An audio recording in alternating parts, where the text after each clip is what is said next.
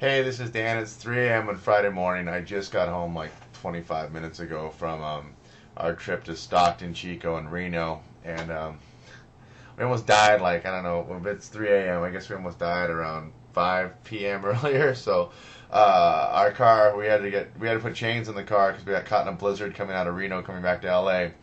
And we bought chains at Walmart in Chico, but when it snowed, we had to put the chains on in the snow.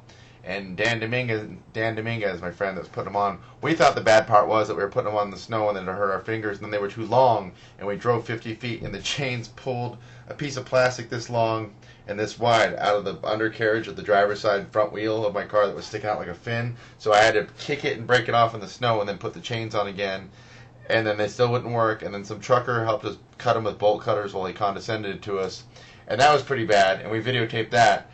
But then, like 10 minutes later, the chains fell off a third time, and we pulled over. I think a second or third time, many a time. I was freezing at this point.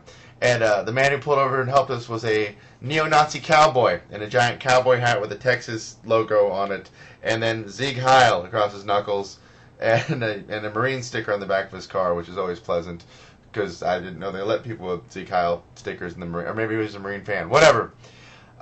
He puts the chains on right, and then 20 minutes later, we're driving in a blizzard. I pull over to beat on the windshield wipers to get the ice off so we can see, and I crack my windshield in the front. I don't know if the defroster cracked it or the power of my fist getting the snow off the windshield with the windshield wiper blade. That cracked the windshield, and I thought, oh, that's like a $200 or $300 mistake. And then 15 minutes later, we were driving over like probably 4 inches of snow, and we got caught in a rut in my Honda Civic, and we slid. We were in the far left lane. We slid into the center divider and crunched into it. And then there was cars coming. We were almost killed by a semi, and then flipped off by a minivan. Like there was nowhere for us to go.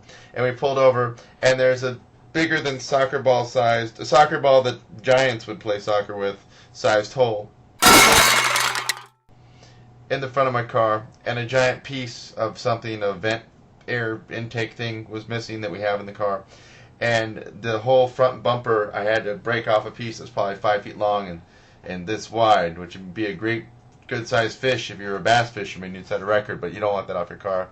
So it's probably $3,000 or $4,000 worth of damage. This is just me at 3 in the morning getting home. Believe it or not, I put a bulletin about it from IHOP when I went to buy these shoes for $14 at Target. You go get them, kids. They're the Dan Bileck signature Sorrow shoes, and I didn't buy socks because they were an extra $8. And why would I spend $8 more when I probably did $4,000 to $5,000 in damage in a $20,000 Honda Civic just hours before?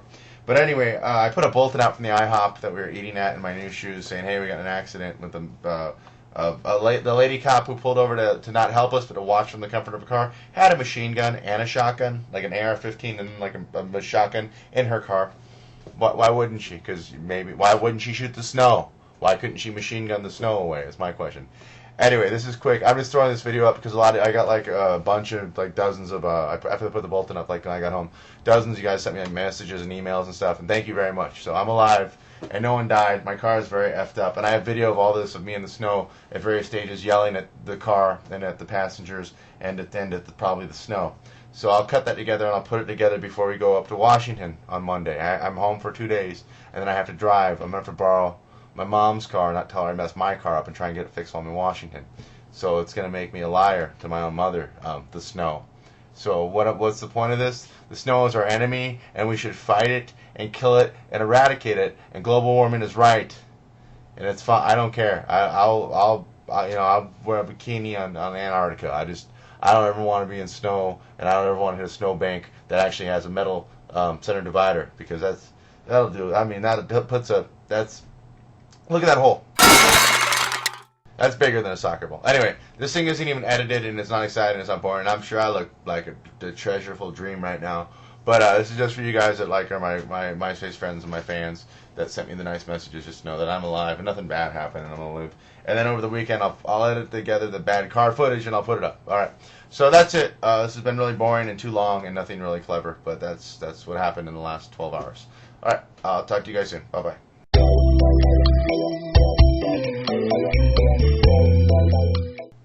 I doubt this thing's even important.